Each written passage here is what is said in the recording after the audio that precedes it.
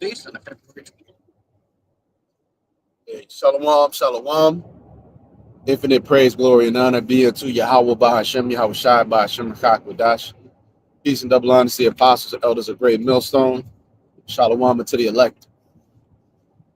So getting into a lesson now, quick in transit.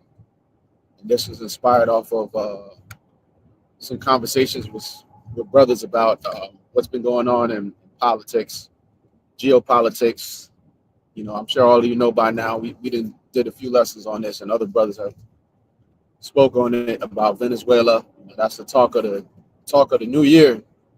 Venezuela being toppled, and you know the timing of it is all by design because they want to set that tone for the year and establish dominance. Okay, that's what they're looking to do. And you know it's interesting because I've seen a lot of political commentators online, and they thought that Venezuela was going to be a big problem for America and this and that.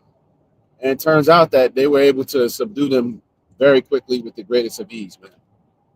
All right. Very, very quickly with the greatest of ease. Okay. So as you can see, hey, Shalom, Yahweh Shemel, Shabbat. As you can see, all right, they have done that. And a lot of these commentators, I've watched their post, you know, Venezuela fall videos, and they look dejected. They look you know, because their hope is in these other nations. They think that Russia and China, you know, these other nations coming up will be the solution, and it's not. The solution is Yahweh Shai coming back. All right, the Son of the Heavenly Father coming back. All right, Yahweh is the name of the Heavenly Father. Yahweh Shai is his only begotten Son's name. All right, and that setup is what's going to lead to world peace.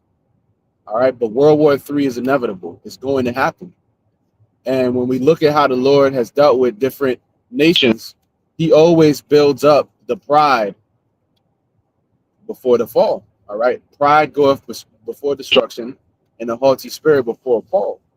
All right. So when you see, you know, these people celebrating and, you know, it can irk you because you're like, man, you people, you know, seeing David, I think it was David that said that, you know, King David said that he was envious of the wicked or something like that when he saw the prosperity of the wicked, basically. And that's what we have to go through and witness. All right, their prosperity, you know, them coming up. Because Venezuela, just take it for what it is a big win for America. But what is the bigger story behind all of it is that that's leading to their demise. So they're going to, you know, remember it says when he's about to fill his belly. That's a form of him filling his belly. Big strategic on planet Earth. And it plays into prophecy because we need them to raise up the beast system. So now America has more energy in order to raise that up. You know, the timing is not by mistake either. They're trying to, you know, set up. They're not trying. They are setting up these AI processing centers. So they need all the energy they can get, and that's all the fulfillment of biblical prophecy. You know, so when you see these people rejoicing, when you see things, you can't get caught up in it because we have the spirit and we know better. We know what's really going on. Okay? And we speculate about certain things and we analyze what's going on and give you possible scenarios, but ultimately the Lord's will be done.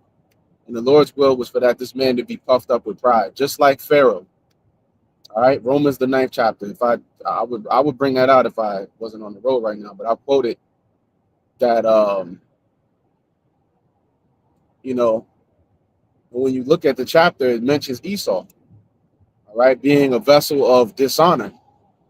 Okay, and then it compares him to Pharaoh later on in the chapter.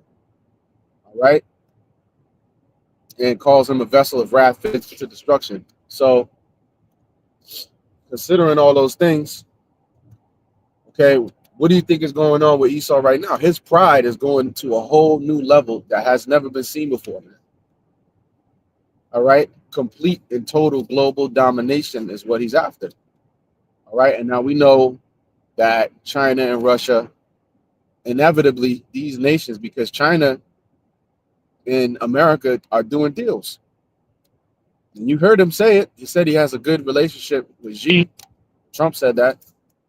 They're still doing deals. They're still working together, man. And they're working to set up this beast system. All of the heathen are, working together to set that up. Now, we know that greed and Esau's pride is going to get in the way of it at the end. It's not going to be some perfect, harmonious thing, but for a time being, they're going to collaborate. And that's really what happened, man. All right, because if Russia and China really wanted to, they could fight tooth and nail for Venezuela, but they just let America have it. But they had something in exchange, and I believe that's most likely either Taiwan or something else. There's always something for something, man. It don't go that easy without you getting something in exchange. Everybody's trying to get theirs, man. But the point being, the whole point of this lesson is that Esau's pride is going to a whole new level. And that's why you see them talking, they got Venezuela. Now it's, Colombia, Cuba, Mexico. Shit, they going to try to take over the whole Western Hemisphere, which in essence, they have dominance through economic warfare in a lot of these different countries anyways, but they want to straight up take it over and directly control it, So this is what we see, man. His pride being lifted up. That's all part of prophecy too.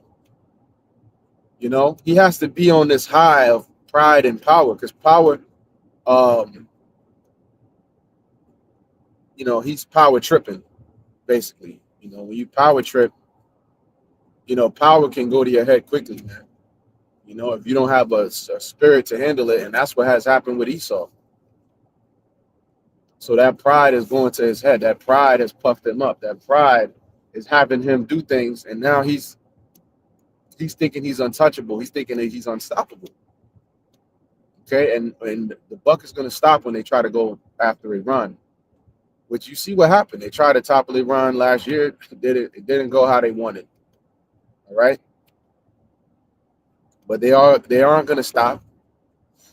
Okay. And Esau and his greed, he could have a situation where he sets it up and has the heathen serve as vassals and give them a certain portion of this whole, temporary blessing of this beast system. But we know in his greed, the greed of Amalek, the small hat, they can never be satisfied. That's what the scripture says. That's why, although they are in accordance with these other nations, they're singing, they're going along with which is all the will of the Lord on the left hand, but they're going along with the beast system. They're going along with the MOTB system. They're going to be implementing digital IDs in their countries. They're going along with Esau's agenda, but there's going to come things that's happening, and Venezuela, is one of them. All right, but there's other things that's going to be popping up to where they're going to continuously see that they cannot be trusted. The small hat cannot be trusted. They make covenants and they break covenants. All right, they make deals and they break deals, and that's been the history of them. But the heathen, them being greedy themselves, they want a piece of it, so they think, well, they could supplant this. They're going to try to supplant in their own way Esau to try to get a piece of this thing. All right, but it's gonna backfire on all of them, man, and that's why they're gonna be forced after a certain point of Esau going wild with his blessing, which is the sword. They're gonna be forced to attack, man. That's why it says those that were confederate with thee have laid a wound under thee. All right, so for a period of time, they're gonna be getting a lot of wins, man, in terms of domination in this geopolitical theater, man. But overall, the narrative of the scriptures is for them to be puffed up with pride and then be brought down. And the Lord loves to do that, man. Look what happened with Nebuchadnezzar. Turn him into an animal. All right. Look what happened to believe it was Sennacherib, the Assyrians came against um, the southern kingdom, Hezekiah and Isaiah. They got brought low because they thought that they were the Lord does that. He lets the nations, and no better example than Esau Edom, but he lets the nations you know get it off, man, so to speak. He lets the nations take down many different nations, certain of them, and when the time comes, he brings them back down. When the time comes, he brings their pride low once again. All right, and that's the book of Obadiah playing out, man. You've set your nest among the stars, man. Because that's also showing his pride. Okay, he has his weapon systems up there, and also he's at this level. The Most High got him at a level where even the other nations that rule, they haven't even achieved that global domination, man. And there's only a few nations that's not, but they are big players though. All right, it's Russia and China, and we know that through Russia, China, and America, all right, eventually Russia and China are going to see that that America is. They already see it, but they still trying to work it out. They still trying to make deals and different shit, but they're going to see soon that the only way is going to be through thermonuclear destruction, you know, because America is going to show their ass, man. Okay, and that's why these other nations, they have set up certain things where they're not having LGBT in their country. They don't want the wine of Babylon. It's not the same appeal as it used to have, especially with all of the wickedness they've been pushing recently. So, they that's what Esau wants to do, is push his wickedness on these nations, and Russia and China is not having that. So even though they might smile in their face, and he might go up there with Xi, he might go up there with Putin, all right, when it comes down to it, they're going to fire the missiles, and that's the end. That's the final conclusion of the matter. Armageddon is going to happen, all right, and America, the pride of Esau, Edom, Babylon the Great, is going to continue to push the envelope, and it reminded me of Antiochus Epiphanes. It came to a point he was taking down a lot of different regions, but it came down to a point where he went too far, and the again, I mentioned this, the ships of Kiddim. I believe that's Daniel, the 11th chapter. All right, the ships of Kiddim, which represent Rome. Gaius Popilius Linnaeus, I don't know if I said his name 100% correctly, but he was basically one of the representatives of Rome, and he told Antiochus he had to stop where he was at, and he drew that line in the sand. All right, that's where you get that saying, is a line in the sand. You can't cross it. And when that happened, he came through raging and took it out against Jake. So, we know that when shit goes left, he's going to blame it on Jacob. But a standard is about to be raised up, a spiritual power. All right, so regardless of how it looks, the optics, I'm sure it looked good for Antiochus when he was taking down nations. I'm sure it looked good for Pharaoh. He had consolidated power because of famines and different things. Nebuchadnezzar was taken down. Everybody has their chance, but when the time comes, it's all finite. It's all temporary. And the Lord is going to, and he is taking this place down. So just because they got a little win with Venezuela, that's only for them to further the AI system. All right. And the other nations allowed it because they know that in order for them to braise up this system, Babylon the Great needs the energy reserves. All right. And they all in accordance on that. They all going to raise up that system. All right. But things are going to happen. and are happening that's going to lead to um, a point of no return. And we're quickly approaching that. Okay? Because don't think that even though they on the court, they don't like that America just took Venezuela. You know? And that's what happens a lot of times in business. People make deals, but afterwards they realize that there wasn't a good deal to make. Or they feel slighted. Because it's one thing when you make the deal, and then when it plays out, people feel a different way. They see how puffed up America is and how they puffing on their chest, and even if it was set up, which seems very likely at this point, that it was all allowed to happen. But that doesn't mean that China ain't feeling the type of way, Russia ain't feeling the type of way behind closed doors. All right. And there's infighting, there's disagreements among them. Don't think that it's all peaches with these elites, man. There's a lot of infighting between them, disagreements, and that infighting is what's going to lead to World War III. All right. And then even when you make deals with America, Babylon the Great, they break them anyways. So it's through those things that's going on, and the ill dealing. That's why it says, rich is gotten by deceit in the book of Sirach. Kingdom is transferred from one to another. All right. And it's all of you nations are done for, man. All right. And your greed and all of them are greedy. Esau's the greediest of them all. But Moab, it says that Asia has, basically made herself like the whore.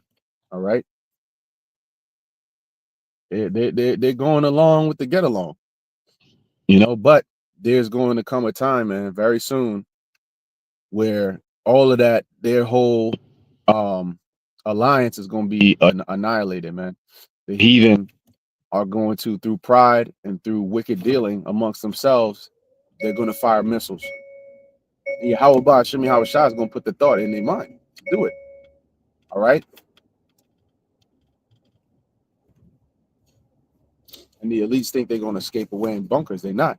All right. Though they hide in the bottom of the sea, it says the serpent gonna bite them. Leviathan will take them and use them as a toothpick. So, Salaki, the point being, to summarize this whole thing up, Esau's pride has to be brought up very high, and they have to have certain things that happens for them to get even more prideful. Right? Just like Pharaoh in Egypt, the Lord hardened his heart, and Esau's heart is being hardened as we speak. All right, his heart is being hardened. Okay, and his pride is being lifted up. And the more that time goes on, they're going to be, let's see what happens this year. They might really go for Colombia in the next, could be a few weeks, months. Colombia's talking hot shit. And a lot of those nations were talking hot shit. Maduro, you saw he was talking hot shit. He got taken out. All right. The Colombian president, he's talking hot shit. And he's not even really considered. He didn't have a reputation as being a dictator like Maduro, but they don't give a fuck. They're going to say he was a narco terrorist too. And fuck it. Throw his ass under the jail. And knowing Trump, they might just say execute these niggas and to do it on live TV. Hey man, shit is about to get crazy. And these people that are cheering for things when shit's really gets going, they're gonna be like, oh well, damn, I wanted this, but that's too far, and it's gonna be the point of no return. They can't turn back at that point. But let them be puffed up. Let them rejoice. Yahweh Shai said it that the world will rejoice and you will have sorrow, but our sorrow will be turned to joy. And their rejoicing will be turned to sorrow in the time of Yahweh Shai Shai's judgment. So with that, I'm gonna go ahead and close this out. All praise be unto Yahweh Shai Shai. Shalom to the next one.